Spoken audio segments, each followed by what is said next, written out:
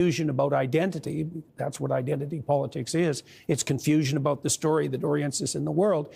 We have to look somewhere to ground ourselves, and the age-old historical traditions of mankind are the orientation poles that have guided us forever, and there's no reason to assume that we've superseded that any more than we've actually superseded the necessity for stories. Everyone wants a great movie, a great novel. They want to be able to tell a great story about their own life. Like, the story is integral to being human, and there's a pattern of story that we need to know, and those patterns are encapsulated in our traditions. There's no getting away from that and still being human. We can deviate from it and degenerate into pathology and meaninglessness, but there's no getting away from the story.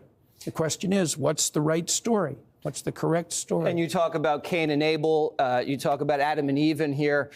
What locks people into meaning? Many people in America right now, their life has no meaning. It's just pleasure, watching TV, eating. Why is the desire for meaning so important, and how do you arrive there?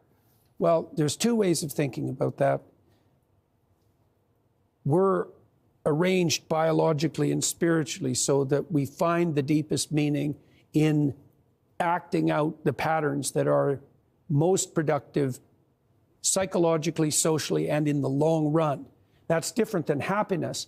That's more akin to the sense of purpose and accomplishment that might flood over you, let's say, if you accomplish something difficult and worthwhile. That's a marker from the deepest recesses of your soul that you're on a path that's going to unite you with other people. It's going to stabilize you psychologically.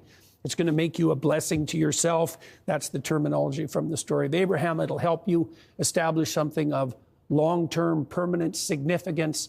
It'll make you a good father. It'll make you a good mother, a good husband, a good citizen, the sort of person that people want to be around voluntarily. All of that, that's associated with meaning, and that's associated in turn with, well, you might say voluntary responsible conduct. It's something like that.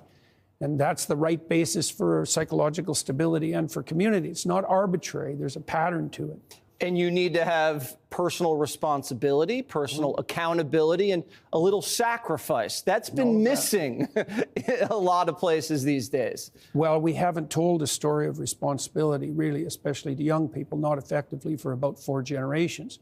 And the consequence of that is a crisis of meaning. And it's so strange that the antidote to meaning of a crisis of meaning is, in fact, voluntary responsibility. And people know this because, one of the things that, what would you say, is of great benefit to everyone is to understand that your efforts have been well received by the people that you're serving. That's something that you can comfort yourself on many a long and dark night, that you've actually been of some genuine utility to other people you love, maybe even people that are your enemies, if you were able to conduct yourself at the highest possible level of virtue. And there's a very tight relationship between the voluntary acceptance of high levels of responsibility and the meaning that sustains you even when you're suffering. That's a wonderful thing to know. Why work hard? Why be of service to other people? Because it imbues your life with the significance that enables you to tolerate the difficulties of your existence and without bitterness and with hope. That's all associated with meaning. The stories of the Bible, they're about you, whether you know it or not. Obviously, who else would they be about? Life is a story, and we're going to get back to those stories.